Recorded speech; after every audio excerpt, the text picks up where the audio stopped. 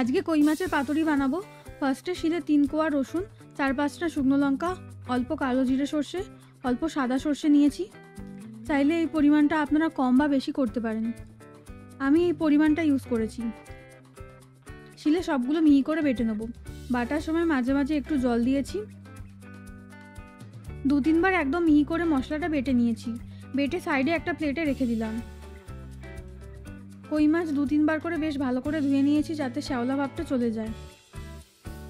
মাছের ওপর মশলার পেস্টটা দিলাম।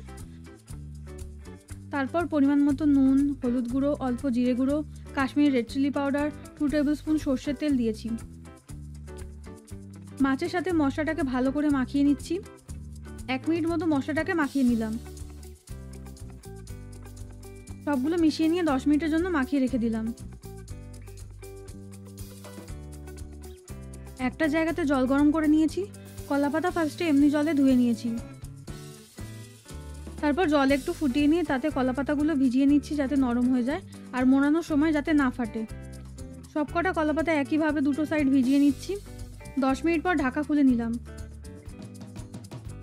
একটা কলাপাতা নিয়ে তারপর মশলা মাখানো মাছ নিয়ে তার উপর একটু মশলার পেস্ট, অল্প সর্ষের তেল আর একটা চেরা কাঁচা লঙ্কা দিয়ে এইভাবে ভালো করে ফোল্ড করে নিচ্ছি যাতে খুলে না যায়।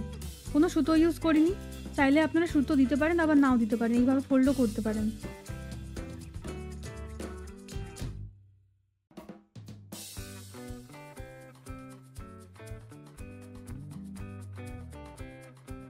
কড়াই বসিয়ে তাতে অল্প সর্ষের তেল লাগিয়ে 3টে পাতুরি দিলাম। মিডিয়াম ফ্লেমে 5 মিনিটের জন্য ঢাকা দিলাম।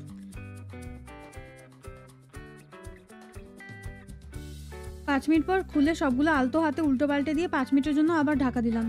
5 মিনিট পর আবার ঢাকা খুলে নিলাম। তারপর গ্যাস অফ করে নামিয়ে নিলাম। একটা পাতুরি খুলছি।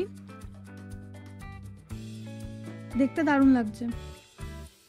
আজকে রান্না রেডি। রান্নাটা ভালো লাগলে লাইক, শেয়ার, কমেন্ট করবেন অ্যান্ড সাবস্ক্রাইব করতে ভুলবেন না।